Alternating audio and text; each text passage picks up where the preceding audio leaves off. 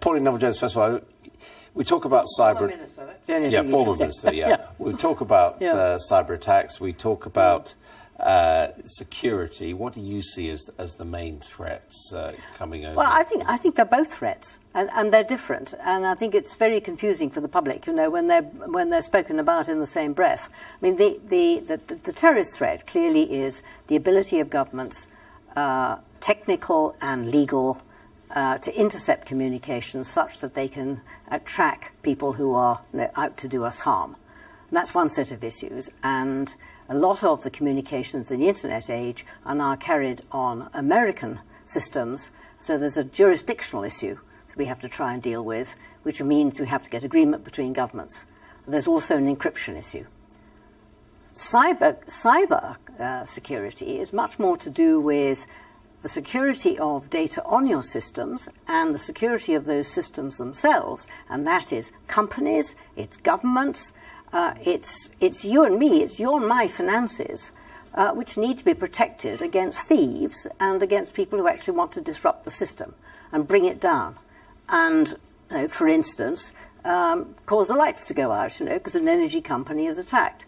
So I think what the governments are saying to each other there is, let us do some gaming, and let us actually see how resilient our systems are against this kind of attack, and we can help each other. The problem is that Pauline Neville-Jones shouldn't talk about the two together, but they are linked on the grounds that... Certainly related, anyway. Yeah, in terms of if you're giving security services access, you are undermining security, aren't you? They're also conflated, aren't they? Which is deliberately so, I think. Yeah.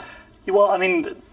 One thing that we've learned from the way, for example, that so-called Islamic State have been using the internet is, I suppose, something that the intelligence agencies have known for a very long time, which is that the terrorists and the serious and organised criminals are keen users of technology. They're always looking for ways to innovate. They're very, very smart.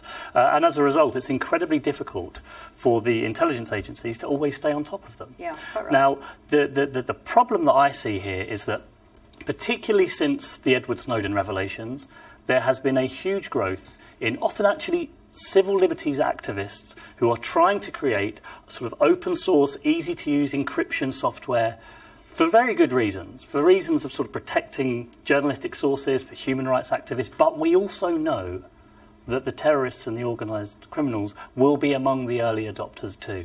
And I think that is what David Cameron was really talking about, that we don't want there to be dark spaces where the intelligence agencies cannot go because the technology is too strong. I agree with that. The problem is, how do you ensure that the intelligence agencies can get everywhere without undermining confidence in all the other reasons we use encryption, without undermining confidence in the internet as a whole? And that, I think, that's the unanswered question. And that's where the legal safeguards come in. Yeah, and that's where legislation has to be right. Then you think, Jonathan Shaw, hearing about what David Cameron had to say when it came to, encryption, some people have called it, in fact, he's technically illiterate. He doesn't know what he's talking about. This is all going to backfire horribly. Well, you're probably talking to the wrong person, because some of this technology is way beyond me as well. But I think as a matter of principle, I think I'd agree exactly with the line that's already been said, that this is, more and more of us spend more and more of our time and effort and activity in cyberspace, and it does need policing.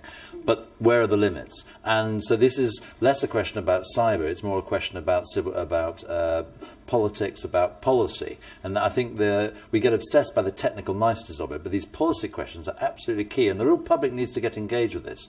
This is not an issue just for the cyber technicians. It's an actual issue for people all about, as we're hearing tonight, about their civil liberties and how we draw that balance. Because at the moment our whole reaction to cyber is unbalanced.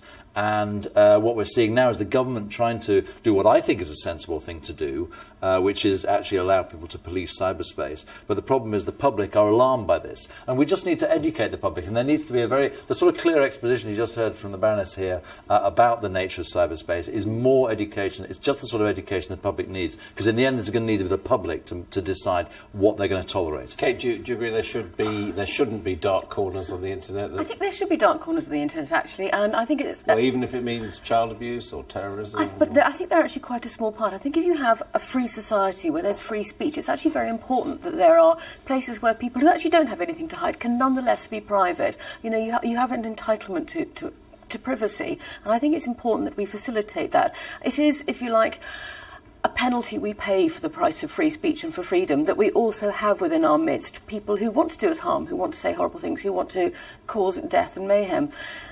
But I think the principle of freedom is really too important to think about giving away. The other question arising from the concept of policing is who does the policing? Because it's not a national issue, it's a supranational issue. And I think one of the concerns is the US going to police it? Is the UK going to police it? Who's going to police it? The Chinese?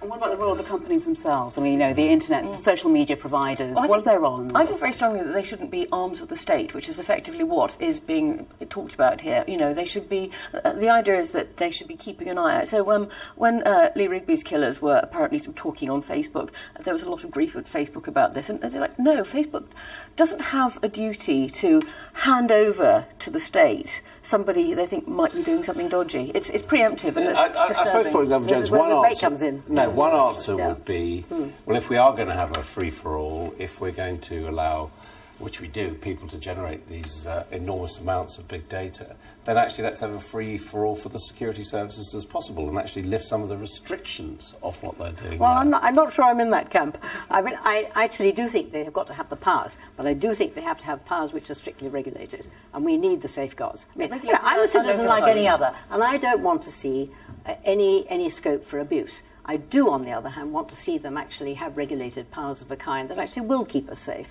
So I mean, I think that the argument that you actually should be entitled to privacy, absolutely. Mm-hmm.